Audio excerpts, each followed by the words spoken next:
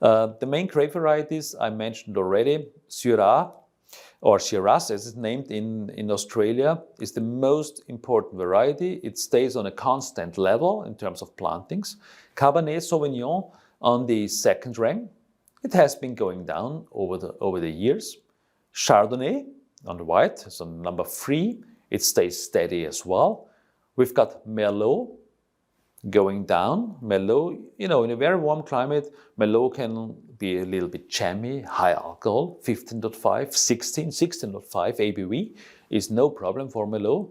But Sauvignon Blanc, a big rise in plantings the last years, you can see, as well as some Muscat varieties for mainly sweet wines in Australia, like Muscat Radaglen, for example, to name just one of it, or Pinot Gris.